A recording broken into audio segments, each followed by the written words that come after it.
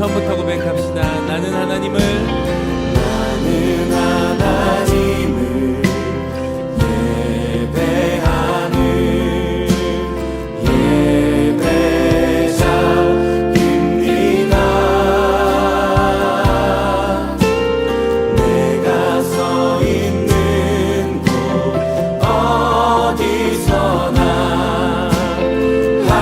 하나님을 예배합니다.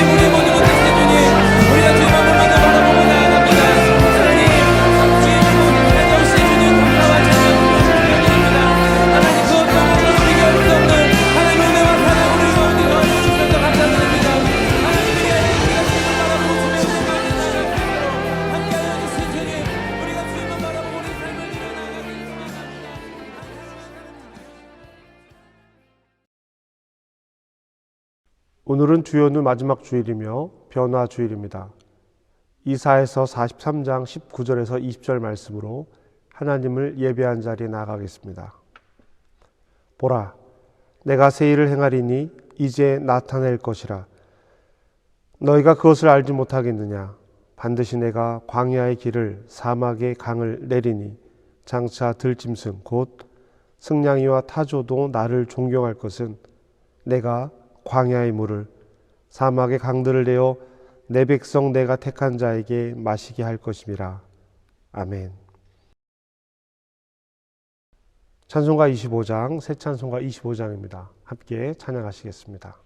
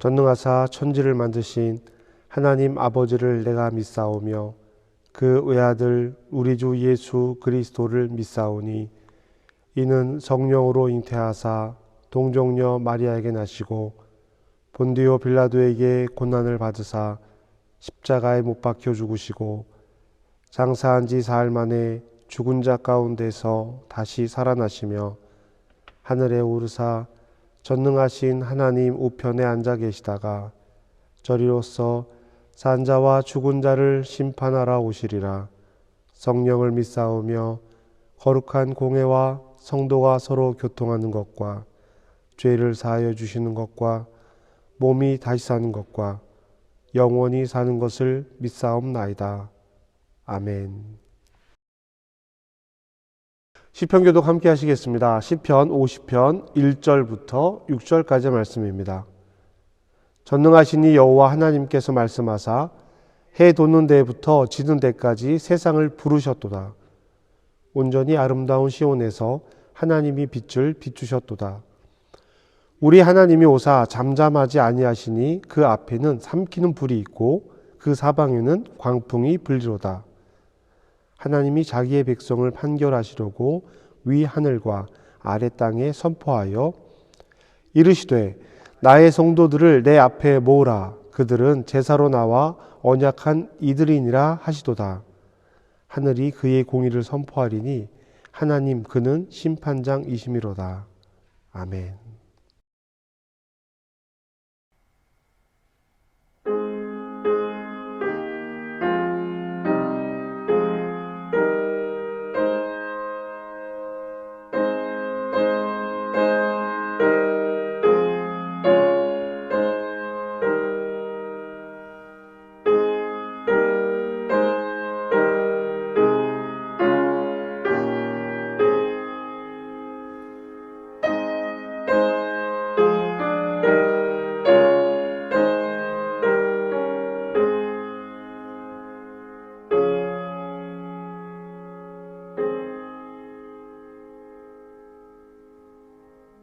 사랑이 많으신 하나님 아버지, 이 어려운 시기에 주님의 은혜 가운데 살게 하시고 또다시 거룩한 주일을 분당해서 예배 허락하시고 또 각 가정과 처소에서 영상 예배로 주님 앞에 모이게 하여 감사합니다.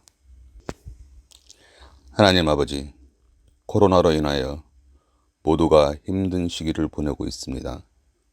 어느 누구도 경험해보지 못한 일들을 지금 이 시간 겪고 있습니다. 코로나가 장기화되면서 많은 성도들의 몸과 마음이 무너지고 또 경제적 위기에 빠져 힘들어하는 이도 있습니다.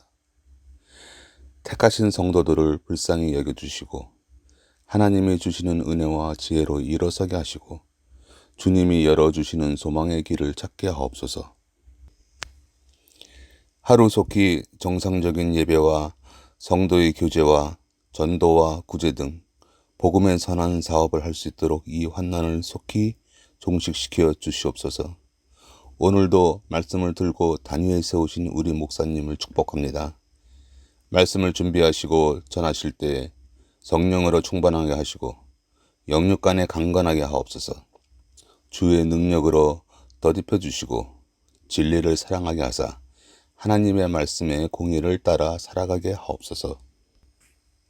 말씀을 듣는 우리 눈과 귀를 열어주시고 위로부터의 부어주시는 은혜를 풍성히 경험하게 하시며 말씀이 심령마다 채워지게 하시고 깨달음을 더하여 주옵소서. 선한 목자교회와 성도들의 가정과 각자의 일터와 삶 속에서 말씀이 이루어지는 것을 보게 하시며 감사와 응답이 풍성한 은혜의 삶을 누리게 하옵소서. 이 모든 말씀 예수님의 이름으로 기도하옵나이다. 아멘. 하늘에 계신 우리 아버지여, 이름이 거룩히 여김을 받으시오며 나라의 임하옵시며 뜻이 하늘에서 이루어진 것 같이 땅에서도 이루어지리이다. 오늘 우리에게 일용할 양식을 주시옵고 우리가 우리에게 죄 지은 자를 사하여 준 것 같이 우리 죄를 사하여 주시옵고 우리를 시험에 들게 하지 마시옵고 다만 악에서 구하시옵소서. 나라의 권세와 영광이 아버지께 영원히 있사옵나이다. 아멘. 이제 우리 함께 봉헌하시겠습니다. 하나님께 드리는 예물을 봉헌할 텐데요. 찬송가 347장, 새 찬송가 212장 찬양하시면서 준비하신 예물 하나님께 드리도록 하겠습니다.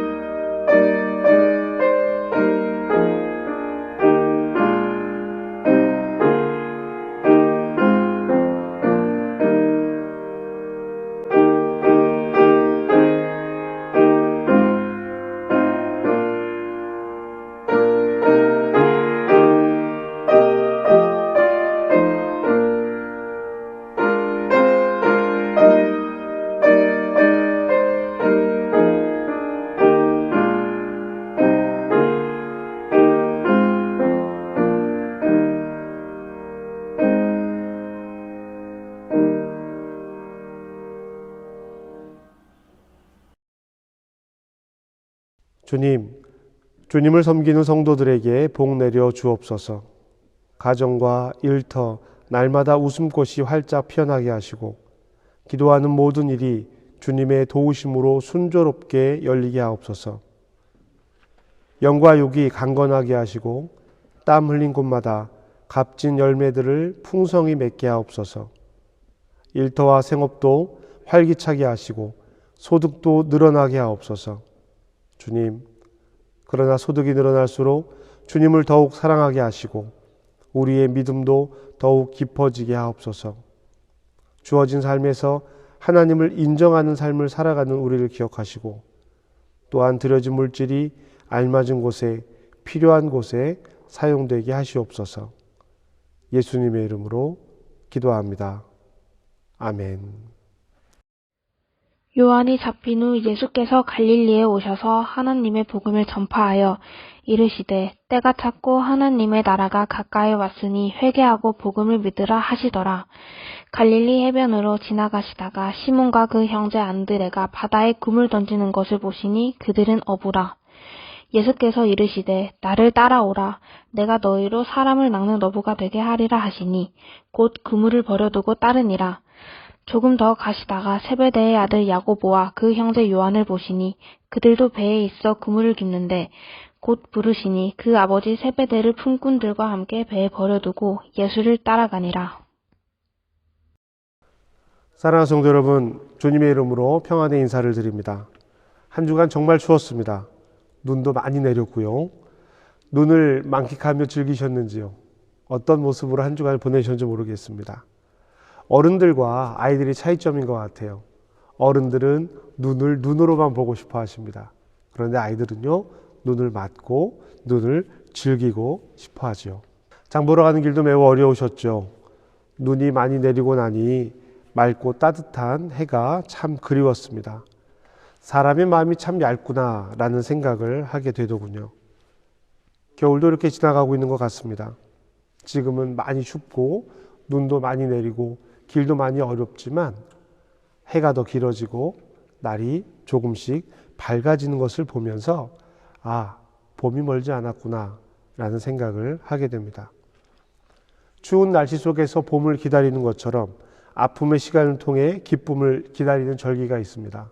바로 부활절과 사순절의 절기입니다. 2021년 부활의 절기가 벌써 돌아왔습니다. 부활을 앞둔 우리는 사순절을 만나게 됩니다. 부활을 앞둔 이 40일의 기간, 주일을 제외한 40일의 기간이 사순절의 기간입니다. 올해는 2월 17일부터 사순절이 시작이 됩니다. 교회는 부활절만 기억하는 그런 것이 아닙니다. 교회는 부활을 기다리며 어두움의 시간인 사순절을 기억합니다. 교회 전통에서 사순절은 참회와 절제의 기간입니다. 음식이 주는 기쁨, 생활이 주는 기쁨, 삶이 주는 기쁨을 의도적으로 멀리하는 날이기도 합니다. 그러면서 주님의 고통의 시간들을 우리가 함께 기억하는 것입니다. 그리고 그 시간이 지난 후에 주님과 함께 부활의 기쁨을 누리는 것이죠. 사순절 기간이 끝이 나고 나면 우리는 따뜻한 봄 앞에 서 있을 것입니다. 이 계절의 변화는 하나님께서 우리에게 주시는 선물과도 같은 것입니다. 시간이 지나고 있음을 눈과 몸으로 느낄 수 있기 때문이죠. 사순절 기간 동안 저는 여러분들과 함께 마태복음을 중심으로 산상수훈에 대한 이야기를 나누려고 준비하고 있습니다. 산상수훈을 시작하기에 앞서서 예수님께서 이 세상에 등장하시면서 처음 하신 말씀이 무엇일까? 세례를 받으시고 산상수훈에 이르시기 전에 이 사이에 있었던 처음 이야기는 무엇일까? 이 이야기를 나누면서 우리가 산상수훈을 준비한다면 그 의미가 더욱 깊어질 것이라 생각했습니다. 산상수훈은 예수님께서 제자들과 사람들에게 이야기한 아주 중요한 가치가 담겨져 있습니다. 예수님의 말씀의 중심 줄거리라고 해도 과언이 아니에요. 그 정도로 중요한 예수님의 핵심 가치가, 예수님 말씀의 핵심 가치가 담겨져 있습니다. 예수님은 어떤 분이실까요? 여러분은 예수님을 어떻게 고백하고 계신지요? 예수님은 여러분의 삶에 어떤 위치, 어떤 가치를 가지고 계십니까? 여러분의 삶 속에서, 가정에서, 직장에서, 학교에서, 친구들과 지인들과의 모임 자리에서 예수님은 어떤 분이시고 그 자리에 예수님은 함께 계시는지요? 어떤 말씀으로 여러분의 삶을 이끌어가고 계신지요? 예수님이 어떤 분이신지 알 수 있는 것은 예수님께서 세상에 등장하시면서 처음 하신 말씀을 보면 알 수 있습니다. 여러분, 출사표라는 말을 혹시 들어보셨는지요? 출사표는 이 군대가 출병할 때, 군대가 전쟁에 나갈 때 임금에게 제가 이렇게 전쟁에 참여하겠습니다 라는 뜻을 담아서 써올리는 글입니다. 지금은 어떤 큰 일, 큰 뜻을 적어서 자신의 의사를 표현할 때 쓰는 글이기도 하죠. 경쟁이나 선거 등에 나갈 때 출사표를 던진다라고 말을 합니다. 큰 각오를 가지고 어떠한 일에 임하는 자세를 표현하는 것이죠. 그리고 그 각오가 그 목표를 이루기 위한 굳은 다짐을 표현하기도 합니다. 오늘 우리가 읽은 말씀이 예수님의 출사표에 해당하는 이야기입니다. 15절 말씀입니다. 이르시되 때가 찼고 하나님의 나라가 가까이 왔으니 회개하고 복음을 믿으라 하시더라. 아멘. 전제는요, 때가 찼다, 하나님 나라가 가까이 왔다입니다. 때가 찼고 하나님 나라가 가까이 왔습니다. 때가 찼다. 이 때는 사람들이 기다리던 그 때였을 것입니다. 그런데 문제는 사람들이 기다리던 그 때와 예수님께서 말씀하시는 이 때가 다르다라는 거예요. 사람들은 메시아를 기다렸습니다. 메시아는 다윗의 왕조를 재건할 사람입니다. 다윗의 왕조, 이스라엘 사람들이 가장 믿고 가장 기다리던 때가 다윗 왕조를 회복하던 때였습니다. 지금 자신들은 이렇게 살고 있지만 노예로 살고 있고 종으로 살고 있고 지배민족으로 살고 있지만 우리는 다윗 임금을 가졌었던 때를 기억한다. 다윗 임금이 그 때를 다시 회복하게 되면 다윗의 자손이 나타나서 메시아로 우리에게 오게 되면 이 모든 것을 다윗의 영광의 때로 되돌릴 것이다. 이 믿음이 이 사람들에게 있었던 것입니다. 사람들이 기다리던 메시아는 왕이었습니다. 절대적인 힘을 가진 왕이었습니다. 주변 국가들을 모두 물리치고 우리를 가장 힘센 나라로 만들어줄 왕, 메시아를 기다리고 있습니다. 가깝게는 헤롯 왕조를 무너뜨릴 것이고 더 멀리 더 크게는 로마를 무너뜨려줄 메시아를 기다리고 있는 것입니다. 그런데요, 마가가 전하는 이 마가복음은 마가복음을 받아들이고 있는 이 공동체는 고난과 환난 가운데 있는 초대교회였습니다. 마가복음을 기록한 마가, 어떤 사람일까요? 여러분, 마가를 어디에서 들어보셨습니까? 맞습니다. 마가의 다락방의 그 마가입니다. 그리고 바울과 바나바가 함께 전도 여행을 떠났다가 되돌아온 그 마가, 1차 전도 여행을 실패한 그 마가가 바로 이 마가입니다. 그리고 이 마가는 바나바의 조카였습니다. 2차 전도 여행을 떠날 때 바나바와 바울이 헤어지게 되는 결정적인 이유를 제공한 사람이 바로 이 마가이죠. 1차 전도 여행을 실패했던 이 마가가, 이 젊었던 마가가 후에 기록한 복음서가 마가복음입니다. 즉 마가는 실패한 사람이었습니다. 복음을 전하러 떠났던 길에서 실패하고 돌아왔습니다. 어려움을 극복하지 못했어요. 눈앞에 놓인 산맥을 보고 두려워하였고 전염병이 펴진 그 지역에서 두려움 때문에 다시 예루살렘으로 돌아왔었던 사람입니다. 그런데 이 마가가 바나바의 끝없는 돌봄을 받게 됩니다. 그리고 어머니 마리아의 돌봄을 받게 됩니다. 그리고 그 마음을 다시 회복해서 복음을 전하는 일에 들어섭니다. 그런데 바울은 그런 그를 믿지 못하고 받아주지 않았습니다. 그래서 실라와 함께 전도 여행을 떠나고 바나바는 마가와 함께 전도 여행을 떠나게 되었습니다. 이 마가와 바울이 결국에 어떻게 되었을까요? 골로새서 4장 10절 말씀을 보면 마가는 나중에 바울과 함께 로마 감옥에 갇혀 있었습니다. 복음을 전하는 것 때문에요. 그리고 디모데에게 쓰는 편지에 보면 내가 신뢰하는 마가를 데려오라 라는 이야기가 나옵니다. 바울과 마가는 모든 것이 회복된 상태로 그 관계를 가지고 있었습니다. 그리고 마가는 복음을 전하는 일에 앞장서 있었다는 것이죠. 바나바와 바울만 그런 관계를 가졌던 것이 아니라 베드로전서 5장 13절 말씀을 빌어보면 베드로는 마가를 내 아들 마가라고 부르고 있습니다. 베드로의 사역을 통역을 감당했었던 마가가 베드로에게는 아주 중요한 의미가 있었던 것이죠. 이것을 통해서 마가가 어떤 삶을 살게 되었는지 우리는 알 수 있습니다. 이 마가가 전도 여행 후에 베드로의 통역을 맡아 사역한 후에 기록한 성경이 바로 마가복음입니다. 마가는 청년 시절부터 예수님을 곁에서 보았습니다. 그러나 실패했었죠.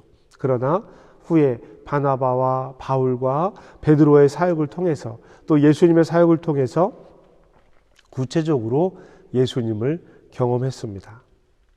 그 마가가 복음서를 기록하면서 예수님께서 처음 하신 말씀으로 기록한 것이 때가 찼고 하나님 나라가 가까이 왔으니 회개하고 복음을 믿으라 라는 것이었습니다. 마가는 메시아 왕이 국가, 나라를 운영하기 위해서 다윗의 영광을 재현하기 위해서 이 땅에 오시는 것이 아님을 분명하게 알고 있었습니다. 메시아가 오시면 복된 삶, 부유한 삶, 권력을 가진 커다란 나라의 백성이 될 것이라고 하는 생각을 사람들이 가지고 있는 그 때를 하나님의 때가 아니라고 말하고 있습니다. 하나님의 때는 회개하고 복음을 믿어야 하는 때입니다. 그래서 때가 찼고 하나님 나라가 가까이 왔다라고 하는 전제를 말하고 있는 것입니다. 이 전제를 받아들이는 사람들의 태도도 마찬가지입니다. 왕이 왔다. 우리가 알고 있던 힘센 나라가 돌아왔으니 이제 그 백성으로 그에게 순종하며 새로운 나라를 튼튼하게 일으키자라고 말하는 것이 아닙니다. 하나님 나라에 대한 개념이 달라지니까, 하나님 나라의 이해가 달라지니까 하나님 나라를 받아들이는 자세가 달라지는 거예요. 회개하고 믿는 것입니다. 순종하고 따르고 권력을 가지라가 아니라 회개하고 믿으라가 하나님 나라를 받아들이는 사람들의 모습이 되는 것입니다. 이렇게 받아들여야 하는 하나님 나라는 어떤 나라일까? 예수님은 어떤 분이신가? 우리는 예수님을 어떻게 고백하고 있습니까? 우리의 삶 속에서, 우리의 생활 속에서 하나님 나라는 어떻게 사라지고 있습니까? 이 질문에 대한 답이 하나님 나라에 있습니다. 회개하고 믿는 하나님 나라, 하나님 나라는 어떤 나라일까? 예수님의 뜻, 하나님의 뜻을 따라 살아가는 사람들의 나라입니다. 저 멀리 하늘이 어디 있는 것도 아니고요. 우리 마음속 깊은 곳에 있는 것도 아닙니다. 하나님 나라는 우리가 살아가는 이 삶 속에서 하나님 나라가 이루어져 가는 것입니다. 그래서 하나님의 뜻이 우리의 삶 속에서 이루어져야 하는 것입니다. 그것이 우리 삶의 기본값이 되는 것이고 그것이 구체적이고 즉각적인 결단을 내리는 믿음이 되는 것입니다. 하나님 나라를 살아가기 위해서는 일상의 기도를 통해서 하나님과 나 사이에, 이 세상 사이에 공간을 만들어내는 것입니다. 틈을 만들어내는 거예요. 세상이 요구하는 삶의 가치를 따르는 것이 아니라 그 가치와 나의 삶 가운데 틈을 내어서 하나님과 나의 공간을 만들어내는 것입니다. 갈릴리에 오셔서 회개와 복음을 선포하신 예수님께서 제자들에게 다가서십니다. 여러분, 이들은 처음 보는 관계가 아니에요. 이미 예루살렘에서 만났던 사이입니다. 세례 요한의 말씀을 들으러 갔었던 이들이 세례 요한으로부터 예수님을 소개받게 됩니다. 보라, 세상 질고를 지고 가는 하나님의 어린 양이로다. 이 말씀을 듣게 되죠. 나는 그의 길을 예배하러 왔다. 이 말씀도 듣게 됩니다. 그리고 그들은 예수님을 보고 이분이 메시아이구나 라는 것을 깨달았고 고백했습니다. 그리고 나서 예루살렘에서 갈릴리로 장소가 옮겨진 거예요.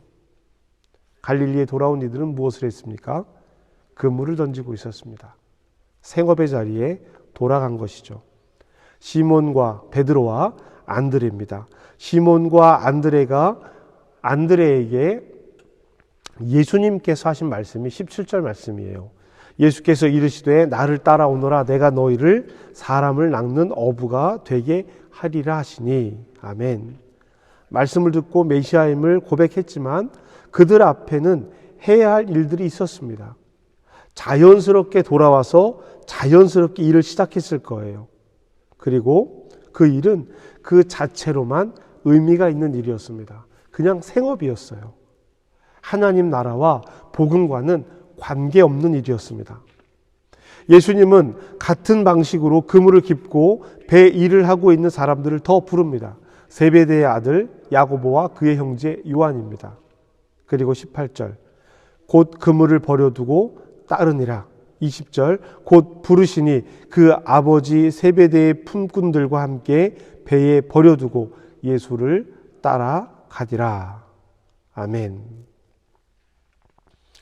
마가는 복음서의 이 기록을 통해서 예수님의 제자들도 자신과 같은 경험이 있다는 것을 남기고 싶었을 것입니다. 지금도 실패하는 많은 사람들을 위해서 말이죠. 그리고 다시 한번 하나님 나라를 사는 삶을 따라 나서자고 손을 내밀고 있는 것입니다. 물론 이들은 전임 사역자들이었어요. 예수님을 따라서 그 생업을 놓고 떠난 사람들이었습니다. 우리와는 상황이 조금 다를 수 있습니다. 그러나 그 핵심 가치, 중심 가치는 다르지 않습니다. 마태, 마가, 누가복음에서 예수님께서 등장하시면서 마가복음만 때가 찼고 하나님 나라가 가까이 왔으니 회개하고 복음을 믿으라라고 말씀하고 있습니다. 때가 찼다라는 말씀을 마가만이 기록하고 있는 것이죠. 사랑하는 성도 여러분, 이제 우리는 이 말씀을 우리에게 주는 의미로 찾아야 합니다. 마가는 때가 찼다라는 것을 분명하게 알려주고 있습니다. 그것은 마가가 그동안 살아온 삶을 통해서 경험했던 일이기도 합니다. 예수님을 통해서, 바나바를 통해서, 어머니를 통해서, 바울을 통해서, 베드로를 통해서 마가는 알았습니다. 배우고 전하며 살았습니다. 그 경험 후에 더 공감하고 알았습니다. 예수님께서 오셨던 그때가 이제 시작되었구나. 예수님이 오시던 그때 바로 그 하나님 나라가 시작되었구나. 때가 찼고 하나님 나라가 가까이 왔으니 회개하고 복음을 믿으라는 주님의 말씀의 의미를 분명하게 알았던 것입니다. 사랑하는 성도 여러분, 모든 사람이 같은 시간을 살고 있지만 또 모든 사람이 같은 시간을 살고 있는 것은 아닙니다. 예수님께서 갈릴리에서 복음을 전파하실 때, 복음을 믿으라고 말씀하실 때 그 이야기는 메시아를 기다리던 모든 사람들에게 들렸습니다. 그러나 그 이야기의 결론은 예수님을 따르는 제자들과 예수님을 십자가에 못 박은 사람들로 나누었습니다. 결과가 완전히 다르게 나타났죠. 2021년 예수를 그리스도로 고백하며 살아가는 우리는 어떤 삶의 결과를 가져와야 할까요? 오늘 우리에게 때가 찼고 하나님 나라가 가까이 왔으니 회개하고 복음을 믿으라고 말씀하시는 예수님의 음성이 어떻게 들리시는지요? 하나님 나라는 어떤 의미인지요? 회개란 무엇일까요? 복음을 믿는 삶은 어떤 삶일까요? 여러분은 이 질문에 어떻게 응답하시겠습니까? 2021년 예수님의 출사표를 함께 듣고 있는 우리는 어떤 결정을 내려야 하겠습니까? 나에게 따라 나섬은 어떤 의미입니까? 하나님 나라는 이미 시작되었습니다. 예수님의 말씀으로, 예수님의 오심으로 하나님 나라는 이미 시작되었습니다. 이미 시작되어서 이루어져 가고 있는 하나님의 나라입니다. 그 과정 중에 있는 거예요. 그리고 그 과정에 저와 여러분이 있는 것입니다. 하나님 나라를 이루어가는 과정 속에 있는 우리는 어떠한 삶을 살아가야 하겠습니까? 생각이 변하고 마음이 변하고 행동이 변해야 합니다. 그 중에 마음이 변하기가 가장 힘듭니다. 그래서 성품이 변하기가 어려운 것입니다. 그렇기 때문에 우리는 또한 예수님을 따라야 합니다. 우리 17절 말씀을 함께 읽겠습니다. 예수께서 이르시되 나를 따라오너라 내가 너희로 사람을 낚는 어부가 되게 하리라 하시니. 아멘. 마가복음을 기록하고 있는 마가에게 이 말씀은 얼마나 부끄러웠던 말씀일까요? 예수님을 따라 나섰지만 되돌아왔던 경험이 있는 마가였습니다. 그래서 마가는 이 마음을 잘 알 것입니다. 그리고 마가는 분명하게 알았습니다. 예수님을 따라 나서는 길은 부자가 되고 명예를 갖고 권력을 갖는 세상의 왕, 메시아의 길이 아니라 사람의 생명을 구하는 물고기를 낚던 그물로 사람을 가득 낚아 올리는 사람을 낚는 어부가 되는 길임을 누구보다 잘 알았습니다. 여러분, 복음의 열매는 사람입니다. 복음은 나를 살게 하고 나를 통해 다른 사람의 생명을 구합니다. 사랑하는 성도 여러분, 저와 여러분이 하나님 나라의 부름에 응답하고 사람을 낚는 일에 동행이 되시기를 예수님의 이름으로 축복합니다. 나를 따르라는 예수님의 출사표에 아멘으로 응답하시는 저와 여러분이 되시기를 주님의 이름으로 축복합니다. 사랑하는 성도 여러분, 예수님께서 앞서가십니다. 우리는 이제 그 길을 따라가야 할 것입니다. 저와 여러분이 그 길에 동행이 되시기를 주님의 이름으로 축복합니다. 이 시간 우리 결단의 기도를 함께 하겠습니다. 오늘 받은 말씀을 통해서 나에게 주시는 말씀은 무엇인지, 나에게 요청하시는 것은 무엇인지 하나님께 구하며 기도합시다. 그리고 우리 함께 결단합시다.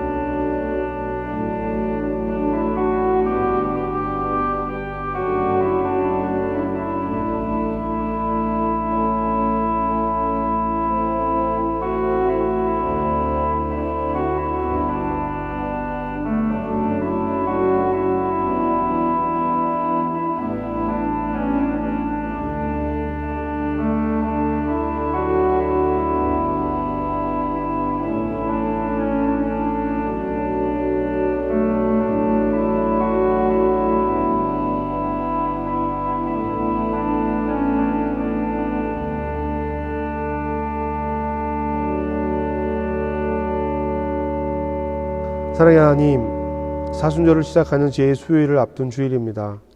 우리는 말씀을 통해 주님을 따라 나서기를 다시 한번 다짐합니다. 다른 사람들이 알아차리지 못하는 그때를 우리는 분명히 알아차려서 주님과 동행하며 사람을 낚아 하나님 나라를 이루어가는 생명의 어부가 되게 하시옵소서. 때를 알아차리겠습니다. 회개하고 복음을 믿겠습니다. 나를 따르라는 주님의 말씀을 따르겠습니다. 주님, 우리를 도와주시옵소서. 예수님의 이름으로 기도합니다. 아멘. 우리 함께 파송의 인사를 함께 나누겠습니다. 여러분은 생명의 말씀을 들었습니다. 삶 속에서 생명의 말씀으로 흔들리지 않고 말씀을 따라 살겠습니다. 주님, 우리를 도우소서. 우리 주 예수 그리스도의 은혜와 하나님의 사랑과 성령의 교통하심이 사랑한 성도들에게 지금부터 영원까지 함께 하시기를 간절히 축복합니다. 아멘. 여러분 사랑하고 축복합니다. 오늘 주일 예배를 여러분과 함께 드릴 수 있어서 참 감사합니다. 우리 1부 예배는 줌으로 11시에 드려지게 되고요. 2부 예배는 2시에 예배를 드리게 됩니다. 여러분 기억해 주시고요. 어떤 곳에서 예배하든지 하나님을 예배하는 우리의 모습이 흐트러지지 않도록 여러분 기도하시면서 예배를 준비하시기를 부탁드리겠습니다. 한민기도 우리 함께하고 있고요. 여러분 주중에 신앙생활들 여러분 함께 돌봐주시기를 부탁드리겠습니다. 광고 말씀드렸던 것처럼 2월 28일 오후 3시 주일 예배 후에 교회와 줌으로 공동의회를 개최하게 됩니다. 두 방법 모두 사용하시기 어려운 분들에게는 유튜브로 참관하실 수 있도록 준비를 하도록 하겠습니다. 유튜브로 참관하시는 분들은 위임장을 제출해 주셔서 공동의회가 성원이 구성될 수 있도록 여러분 도와주시기를 부탁드리겠습니다. 홈페이지 방문하셔서 교회 소식들 확인해 주시고요. 예배 담당하시는 분들은 순서를 좀 확인해 주셨으면 좋겠습니다. 미리 공지하지만 상황에 따라서 변경되니까 여러분 꼭 한번 확인해 주시기를 부탁드리겠습니다. 뉴스를 통해서 여러분도 소식을 들으셨겠지만 3월 7일까지 락다운이 연장이 되었습니다. 교회 예배는 드려지게 될 것입니다. 그러나 여러분 마음에 불편함이 있으시거나 혹은 여러 사람을 상대하는 일에 계시거나 또 기저질환이 있으신 분들은 가정에서 예배하시는 것도 가능합니다. 여러분 어느 곳에서 예배해도 괜찮습니다. 하나님을 예배하고 함께 말씀을 나눈다라는 마음으로 동참해 주시고요. 서로를 위해서 기도하는 공동체가 되는 것 여러분 잊지 않으시기를 부탁드리겠습니다. 벌써 1년의 시간이 지나가고 있습니다. 교회 예배당에 1년간 못 오신 분들도 계세요. 이런 마음들을 우리가 서로 좀 공유하면서 서로 함께 기도하고 염려하고 안부를 묻는 저와 여러분들이 되시기를 주님의 이름으로 부탁드리겠습니다. 하나님, 락다운이 연장되었다는 소식이 있습니다. 아직도 많은 염려가 세상의 문을 열지 못하게 하고 있습니다. 다른 어느 때보다 더 많은 시간을 가지고 있는 이 시간, 이때 우리 모두가 더 깊어지고 신실해지는 시간이 되게 하시옵소서. 하나님, 우리에게 이미 심겨진 하나님의 나라의 복음을 내 삶에서 새롭게 하겠습니다. 그리스도인으로 살겠습니다. 우리의 한 주간을 또 지켜 주시옵소서. 가정과 학교 일터에서 이루어지는 일들을 기억하시고 하나님 동행하여 주시옵소서. 특별히 병중에 있는 이들을 위해서 기도합니다. 노년의 삶을 위해서 기도합니다. 주님 안전케 하시고 인도하여 주시옵소서. 예수님의 이름으로 기도합니다. 아멘.